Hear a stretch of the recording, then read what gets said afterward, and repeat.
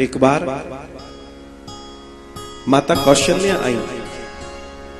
माता कौशल्या आई और माता कौशल्या माता अरुंधति के चरणों को जब प्रणाम करती हैं तो आज जहां प्रणाम करती हैं उस जगह वो दिखी नहीं। तो किसी ने कहा कि मां पूजा में है। माता अरुंधति इनकी गुरु माता, दशरथ जी के गुरु की पत्नी, तो गुरु माता। तो माता कौशल्या ने कहा कि गुरु माता कहां है? तो उनकी आवाज गुरु माता ने अंदर पूजा में सुन ली। तो उन्होंने अपनी दासी को कहा कि कौशल्या को बोलो अंदर आ जाए। सुनो कितनी सुंदर घटना है। कौशल्या को बोलो अंदर आ जाए।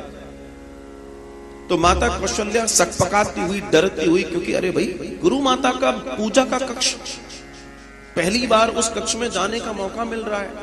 भले ही रानी है लेकिन गुरु परंपरा। महाराज वो सकपकाती, घबराती हुई उस मंडप में पहुंची जहां माता अरुंधति पूजा कर रही थी अपनी कुल देवी की। ध्यान दीजिएगा, अपनी कुल देवी की पूजा कर रही थी और उनको श्रृंगार कर रही थी। उनको पुष्प आदि इत्यादि बड़ा सुंदर श्रृंगार चल रहा था। और उन कुलदेवी की इतनी सुंदर छवि थी जिसको देखकर कौशल्या मोहित हो गई। मोहित हो गई। माता कौशल्या ऐसी एकटक उनको देखती रही कि जैसे कि अब कुछ बचा ही नहीं। तब अरुंधति ने पूछा, कौशल्या क्या हुआ? बड़ी देर के बाद तो वो होश आई। बोला, ये कौन है? इतना दिव्य सुंदर चित्र किसका है ये? बोला, ये हमारी कुलदेवी है। ये हमारी कुलदेवी है। और बस इतना कहा है। कौशल्या जी ने कहा, मैंने आज तक अपनी जिंदगी में इतनी सुंदरता नहीं देखी। क्या आप मुझे ये चित्र दे सकती हैं? माता कौशल्या से कह रही हैं, क्या आपकी कुलदेवी का चित्र मैं ले सकती हूं? बोला, नहीं, ये नहीं मिल सकता। मैं दूसरा स्वयं बनाऊंगी और तुम्हें दूंगी। माता अरुंधति ने खुद चित्रकारी करके वैसा ही एक स्वरूप बनाया और श्री कौशल्या जी को दिया। तो कौशल्या जी से उन्होंने कहा कि तुम्हें हमारी कुलदेवी का चित्र तो याद होगा। बोला, अरे उनको कैसे भूल सकती हूं, वो तो मेरे अंदर बस गई हैं। उन्होंने वो चित्र बनाकर उनको दे दिया और कहा कि जब तेरी बहू आएगी तो उसकी मुंह दिखाई में तो ये चित्र देना। बड़ी प्रसन्नता हो गई। मां को बड़ा अच्छा लगता है जब कोई कहता है तेरी बहू आएगी, तो माताएं प्रसन्न हो जाती हैं।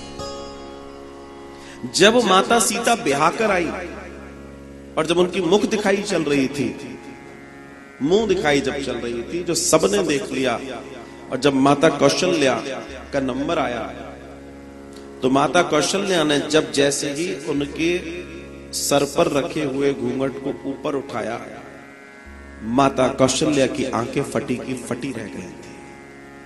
क्योंकि ये कोई और नहीं, अरुंधति की कुल देवी थी।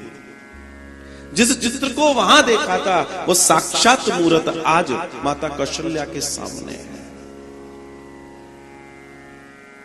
माता कौशल्या सोच नहीं पा रही है। और यही कारण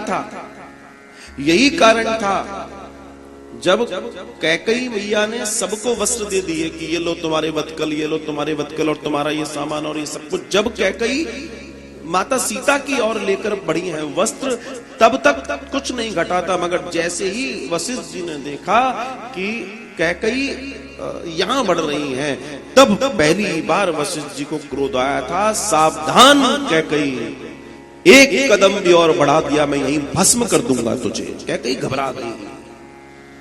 बोला, तेरी हिम्मत कैसे हुई? ये मेरी मां है। वशिष्ठ जी कह रहे हैं, ये मेरी मां है, मैंने तुझे छूने नहीं दूंगा। तब वशिष्ठ जी ने वस्त्रों को लेकर माता अरुंधति के पास सीता जी को भेजा था और सीता जी ने उनको सुंदर वस्त्र पहनाए थे। तब माता अनुसुईया प्रकट हुई और उन्होंने कहा कि बहन, क्योंकि उनकी बहन है ये अरुंधति, अनुसुईया, ये सब कौन है? कर्दम जी की बेटियां हैं। भगवान कपिल देव की बहनें हैं।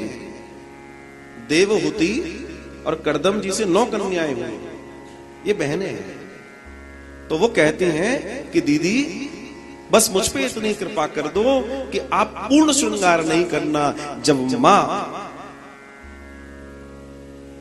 वहां आएंगे, वहां जब मेरी कुटिया में मां आएंगी, तब मुझे भी मां के श्रृंगार को करने का सौभाग्य मिलेगा। सोचिए, इस दर्शन को समझना है। एक दर्शन ये भी आता है, एक दर्शन ये भी आता है कि जब ये बहस चल रही थी, तब राम जी ने कहा था कोई बात नहीं, सीता को तो वस्त्र पहनने का अंदाज नहीं है, मैं पहनाऊंगा। ये राम जी ने कहा। सोचो कितने सुकोमल है मेरे राम, उनका प्रेम देखिए माता सीता से, कितना अगाध प्रेम। लेकिन राम को समझने के लिए बहुत बड़ा कलेजा चाहिए, और जो राम को समझ गया वो सब समझ गया, फिर उसे कुछ और करने की जरूरत नहीं है, आवश्यकता नहीं है। राम अपने आप में जीवन है, जीवन का आधार है, उस आधार को जानना होगा। कुछ लोग कहते